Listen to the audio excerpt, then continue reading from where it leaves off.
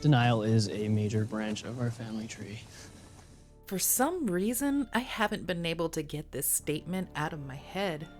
Kenny says this within the first few minutes of the very first episode of From, after a game of chess with his father. He said the answers to the end are at the beginning. And he says it again a couple episodes later. Like I said, denial is a major part of our family tree. I can't help but feel there's deeper meaning to this, clues to look for that stem from Kenny's connection with his Chinese roots. There are many elements of Chinese culture throughout the series, like the zodiac and yin and yang, dragon references, and even the color yellow. We've also been given countless signs that our heroes of Fromville are on a quest, engaged in an ancient game that has been played over and over, one they seem destined to lose. With my dad, every single game would always end the same way. I'd be down to my last piece, and I just keep moving around the same 3 spaces trying to avoid him. They walk. They never run, because they know there's only so many places we can go. I think we're running out of spaces on the board, Sheriff. But this round of the game has only just begun, and Kenny has been training for this his whole life, playing one of the most ancient games known to man, chess. You know, he used to make me play for hours when I was a kid, and I hated it. Kenny is the lonely dragon. It's like the cavern of the lonely dragon, and it was full of stuff that nobody wanted. In one of the big piles of stuff, there was the map of the rainbow sky. The lonely dragon gave it to the Cromonocle, and then she wasn't lost anymore. So maybe we'll find a map in here. He will find the map, the key to unlocking the nature of this game. Kenny will help find order in the chaos that is Fromville, and in turn, help guide the way out. Let's break it down.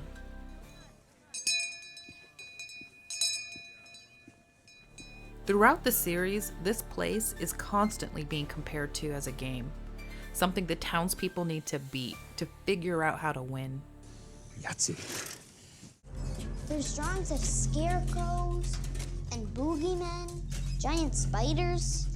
This is definitely a quest. Not gonna solve the puzzle sitting here all day. It's like the ultimate escape room. I mean, seriously, I don't know how he pulled all this together.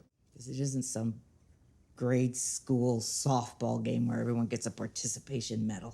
There's a popular theory that the two entities, the man in yellow and the boy in white, are playing a game against each other, good versus evil, and that the townspeople are just their game pieces, their pawns in their fucked up little game. Is that something here was talking to her?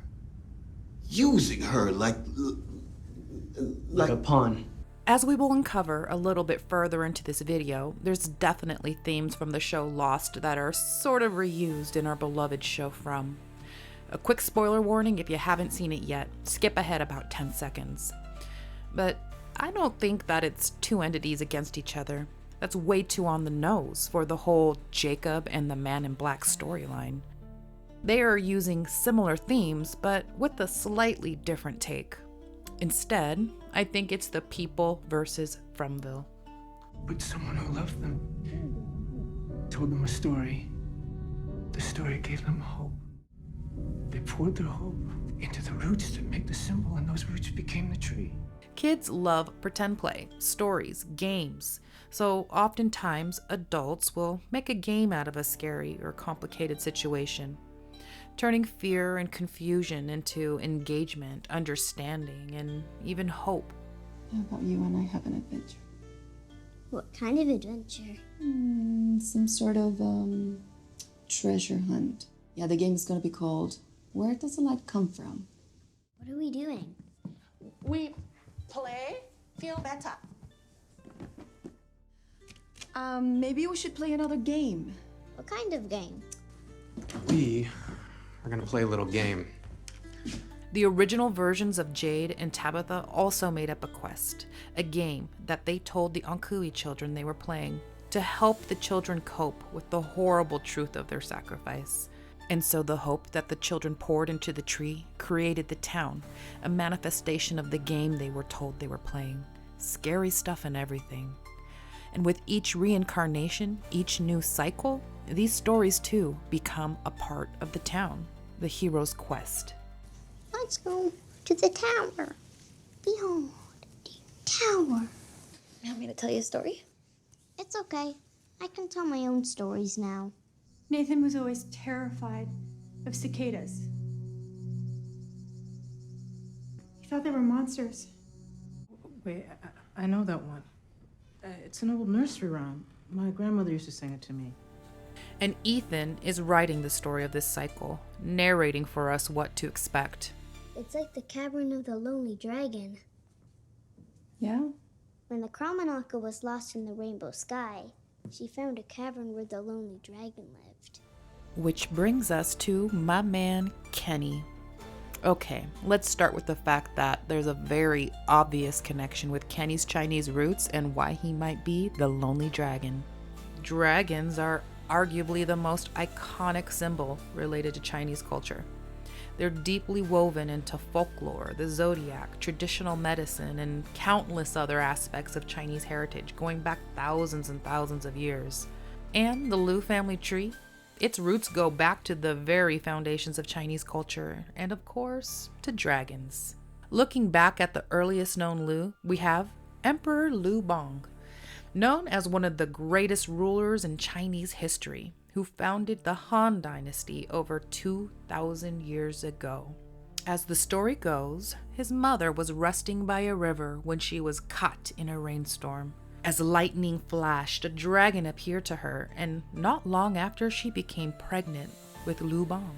But some claim it wasn't just any old dragon that came to her, but the yellow dragon, symbolizing Liu Bang's divine heritage to Huangdi, the Yellow Emperor, an ancient demigod who ruled 2,000 years before Liu Bang, almost 5,000 years ago.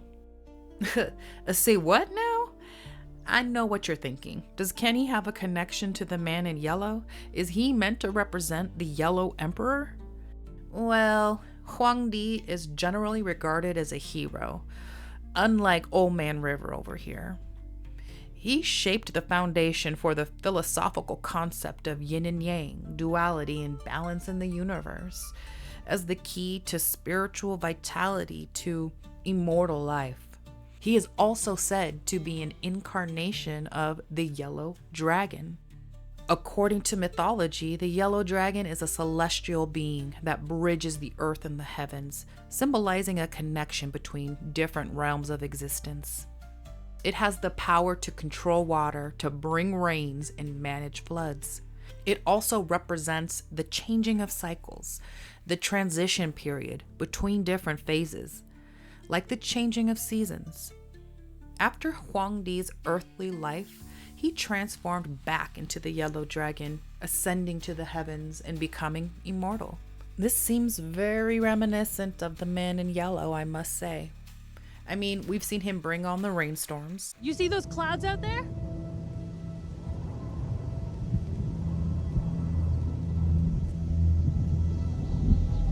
Motherfucker. And it seems as though he just now has shown up in Fromville as the seasons are changing at the start of a new cycle, marked by the arrival of Jade and Tabitha. So far, we haven't seen much of the man in yellow, and from what we've seen, he appears to be pure evil. But perhaps there's a different way to look at this. I mean, the yellow dragon represents the transitional period between seasons, right? Between cycles of life. And the state of transformation requires destruction. For rebirth, there must be death. And so, maybe he simply is just the harbinger of change. Now, Kenny is also part of the line of the yellow dragon, so maybe he too can bring about change, help the people make sense from Fromville's chaotic nature. It only looks like chaos until you understand the pattern. And even further down Kenny's lineage, you have the creator of humanity himself, Fuxi, who shared with humanity the key to unlocking the natural order of the universe, the pattern in the chaos. Fuxi was somewhat dragon-like himself, being described as having a serpent's body with a human face. He led the people of ancient China almost 6,000 years ago, before civilization as we know it. The world seemed so scary, so unpredictable. Humanity was at the mercy of nature, facing the dangers of the weather, the terrain, the wild animals, the lack of food, you name it. So Fuxi took a step back. He just observed what was going on around him. He realized there is a pattern here, a cycle, a natural order to the universe. And so he created the 8 trigrams, symbols, to represent the different elements of nature that he observed. That's why we have to figure out the pattern. If we can figure out the pattern, then we can figure out the shape. And figure out that shape he did. One day, Fuxi was doing his thing down by the Yellow River, an important place in Chinese culture, the birthplace of ancient Chinese civilization. Fuxi was at the river when suddenly a dragon horse type of creature emerged from the water, sometimes thought to be the yellow dragon. Fuxi again observed a pattern, dark and light markings on the dragon's back that were arranged in a specific shape. From this, he created the Hetu, or Yellow River Map. Fuxi believed the Hetu was a sort of cipher or key that was meant to be used with the 8 trigrams he created to unlock the pattern of the natural world. Alright, so this brings us to another short spoiler about the show Lost. So if you haven't seen it yet, skip ahead about 10-15 seconds. But yeah, you saw that right. This is exactly like the Dharma logo. And yeah, it's another shared concept between these shows. But keep listening. I think the connection to the Baguas and Chinese culture and From is still a somewhat unique and interesting take, separate from what we've seen in Lost. Okay, so first, a little more history on the Bagua. The main purpose originally was to help people predict seasonal and geographical patterns to avoid the destructive nature of Earth. But 500 years later, massive flooding had returned to China and it was devastating the people. Fuxi, being a god and all, sent help to the people by way of the Loshu Square. Like the Yellow River Map revealed through markings on the back of a mythical creature, this time a tortoise, appearing before Yu the Great, another descendant of the Yellow Emperor. We will get back to him in a bit. And so we have 2 Baguas, one to reveal the nature of the universe, called Earlier Heaven, and one to reveal how to control it, called Later Heaven. So this reminds me of the journal and Tabitha's bracelet in the storage room of the diner. These items are kind of like the original Bagua, the Earlier Heaven one, the key to understanding the nature of this place. Each item carries symbolic meaning that they had to decipher, the journal representing sacrifice and the bracelet reincarnation. I think there's more to find in that diner, an item that will reveal how to control the nature of this place, like the second Bagua. And now that Tien Chen is gone, there's only one mortal survivor of the Yellow Dragon clan, Kenny. Oho chuguko yiga takochi gela. I don't even know if I'm saying this right. Take care of him. He'll be alone now. In one of the big piles of stuff, there was the map of the rainbow sky. The lonely dragon gave it to the common uncle and then she wasn't lost anymore. So maybe we'll find a map in here. Yeah. Kenny is the lonely dragon, and like his ancestors, he will give the people the map, the cryptic key that will help them take control of the game. Fu Han. What? His name, Fu Han. Kenny's dad made it a point to mention his government name. I mean, by no means am I an expert in Chinese, but from what I've gathered, there are several potential meanings behind his name. And I found one interpretation that is pretty damn interesting. Fu meaning talisman, symbols, or signs, and Han meaning mark, trace, or scar. Hello, like the markings on the turtle and the dragon horse thing that led to the creations of the Baguas. This feels like confirmation to me of Kenny's ancestry being important, that Kenny will play a role in deciphering the talismans and unlocking the mysteries of Fromville. It's also interesting how the talismans in From are set up almost exactly the same as these Baguas. You have 8 symbols arranged in a circle surrounding a representation of duality, 2 halves of a whole within the center. The mirrored image of a man, the opposing forces of night and day, they echo the yin and yang at the heart of the Bagua. Both are also cryptic, requiring additional esoteric knowledge to fully understand their meaning and power. And not only do they look similar, but they are also used in a very similar way. In the practice of feng shui, the bagua is also used as a mirror hung above your front door, used as a protective amulet against evil spirits or negative energy. Much like how our talismans are used in Fromville, the bagua is also used to transform chaos into order. For example, in modern-day feng shui, the bagua map is used to apply to your home to guide the ideal layout of your space, where to put your furniture, to create harmony with the natural flow of the universe, and maximize your qi or your energy. Remember the guy we talked about earlier who discovered the Loshu Square? Yu the Great? Well, his story perfectly encapsulates this concept. He was known as the controller of floods, much like his yellow dragon ancestry represents. And so his story goes, the Yellow River was causing devastating floods for decades, and the people were building dams and dikes to no avail. You realize that they had been approaching the problem all wrong. They had been fighting against the river. Instead, he asked, what if they worked with the river?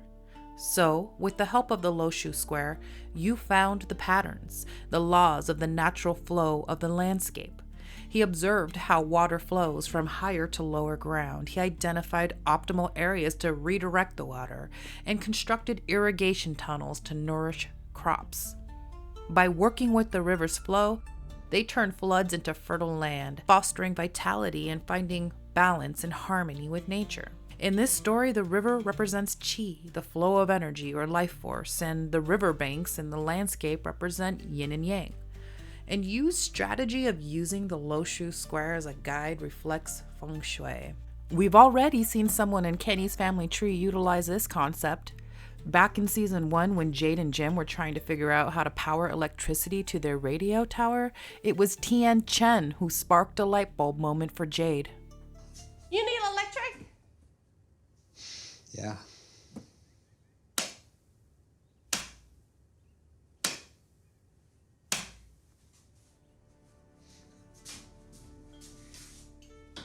Like you in the Yellow River, Jade figured out how to redirect the flow of the electricity, the qi, from the lamps to the tower. Much like the story of Fuxi, Tian Chen helped Jade to take a step back, observe the nature of this place. What can he actually see happening? The light doesn't draw its power from the electrical wires in the walls of the house, but directly from the lamp itself. Well, nature has a design, Jade. While this place may look like the normal world on the surface, it's anything but. It follows its own design, its own laws of nature. While Kenny's role in solving this place will be important, I do think that Jade will ultimately be the one to figure out the map from Kenny, just like how he figured out the electricity problem with the help of Tian Chen.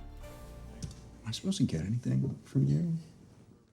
I don't know, like a clue or some kind of cryptic direction? So how exactly will they beat this game, get out of this town? Well, I'm glad you asked. First off, if you haven't already, go check out my Season 4 Theories and Predictions video about Boyd's moral dilemma. In that video, I cover how I believe there will be flooding and rainstorms and that Jade is the one who must go up into the lighthouse to light the way. They will need to look to the stars and use deception to make their way out. Going back to the concept of feng shui, in ancient times it was used to find energy hotspots, sacred areas where the spiritual and physical world intersect, acting as portals between realms. And at these sacred grounds, shamans would perform rituals seeking protection, knowledge, control over the weather, or even immortality. Many believed that the stars were a source of cosmic power, allowing one to harness the magic of the stars. Back in season 1, during Victor's childhood flashback, we literally saw a sign that this place is connected to star magic. There is also a ritualistic dance known as the Bugong, or pacing the stars. It is said to lead to the gate to heaven, located at the tail of the Big Dipper. You know, the Yellow Emperor was also said to have been conceived when his mother saw a bolt of lightning circling around one of the stars of the Big Dipper, kind of like a spotlight on the gate to heaven. The Big Dipper is like a map, not only for rituals and magic, but also used for navigation, like in sailing.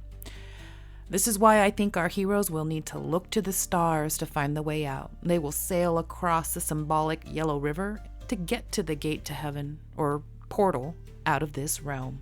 However, this is a game, remember? And it won't be just getting to the door out of here. There's an opponent, a bad guy you gotta beat to win the game. Just like in chess and its ancient Chinese counterpart, Xiangpi, the ultimate goal in Frumville is to cross into enemy territory and kill the king. On the Xiangpi chessboard, the Yellow River runs through the middle of the board, a dividing point that you must cross in order to get to the enemy's king. It was also believed that the Yellow River flowed from heaven as a continuation of the Milky Way, symbolizing both the connection and crossing point between the spiritual and earthly realms. On the chessboard, there is also what's known as a palace on each side, where their respective kings reside. But the catch is that the king cannot leave the palace, protected so to speak within its 8 walls. Kinda like the talisman in Bagua with their 8 symbols, also used to protect a space.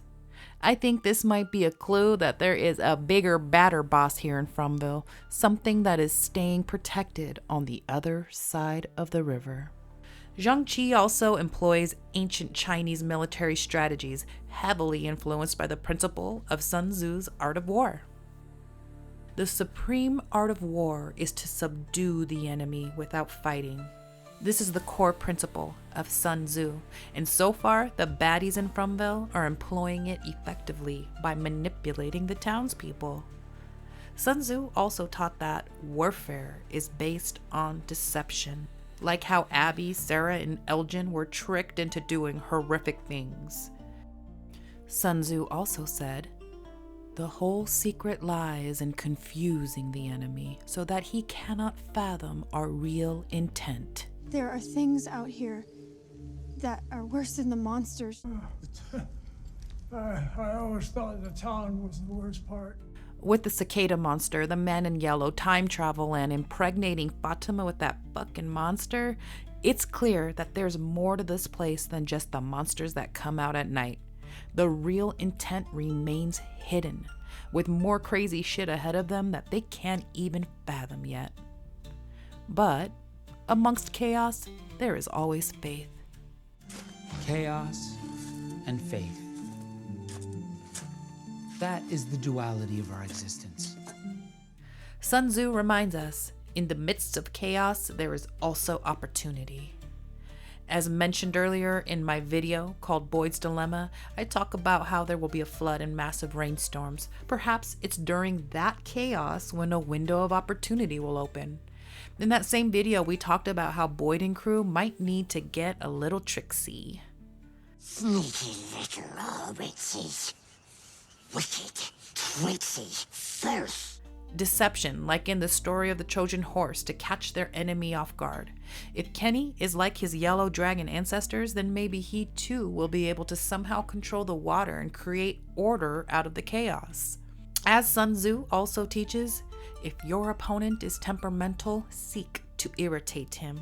Pretend to be weak that he may grow arrogant. Attack him where he is unprepared. Appear where you are not expected. I think they will likely provoke the big bad boss in charge here, purposely push to bring chaos, and then strike. I mean, the boy in white told us that you can piss off the bad guys here. Nathan had a theory about this place.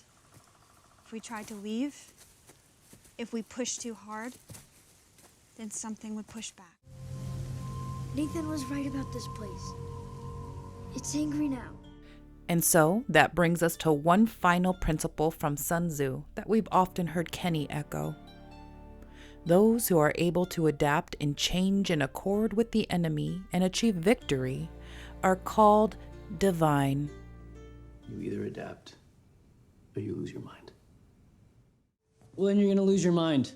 Okay, because that's what happens to people who can't adapt. They can't bend, so eventually they break. Jade, look, every new person who comes here just assumes that it's just the monsters they have to be afraid of, but that's not the hardest part. Kenny sees the bigger game at play through his understanding of chess and his awareness of the nature of this place.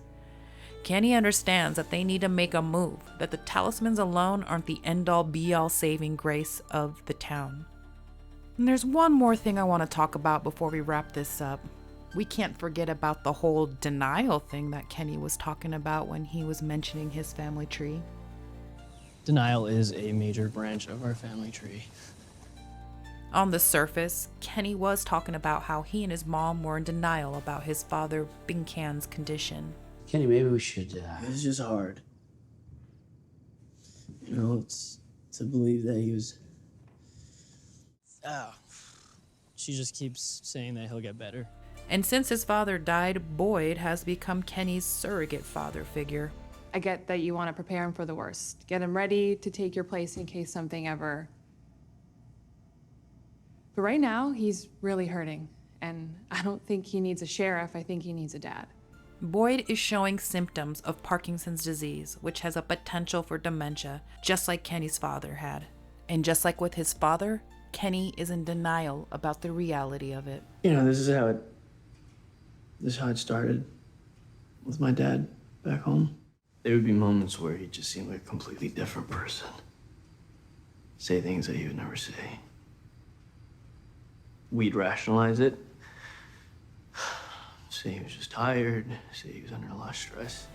Which brings us to another connection with Liu Bang. One legend tells of him traveling with his rebel army when a white serpent crossed their path. Liu Bang killed it, and the next day a woman was crying by the snake's corpse. She claimed it was her son from the White Emperor, and that the son of the Red Emperor killed it. In Xiangpi, instead of black and white, the chess pieces are traditionally black and red. We've seen Kenny hand Boyd a red-bloodied chess piece, and Father Khatri is holding one while reminding Boyd of his fatherly role to Kenny. That's what you are to Kenny now.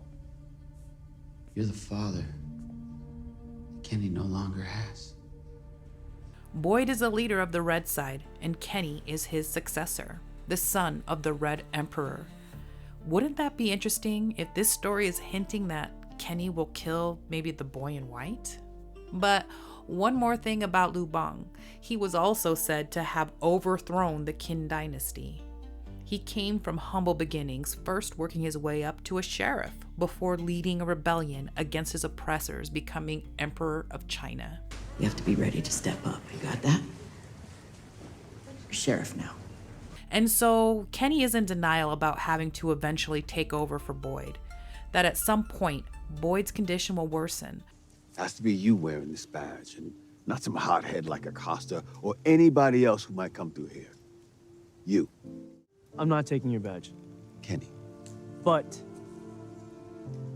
if you're still looking for a deputy, I'll take that one back. Or maybe Liu Bang's story is hinting at a rebellion against Boyd. However it goes down, Kenny will become a king here, possibly in the worst kind of way. The yellow dragon is part of his family tree, and maybe that is his destiny, to become the next man in yellow. Not every story gets a happy ending. Mine didn't. Bing Shen's didn't. I think maybe Kenny is also in denial about there being a happy ending here. He has shown so much hope, has helped people to adapt and survive here. Deep down, I think he knows there's no making it out of here alive. But their attempts to beat the game are not futile. For the first time, I felt like there were threads that were finally starting to connect. You know, my dad used to say, it's hard to see the sweater when you're only just a thread. All the people that have gotten stuck here, maybe we aren't the ones that get to go home. But maybe what we did here makes it easier for the people who come next. What do you think? Man, what a rabbit hole I went down researching for this video.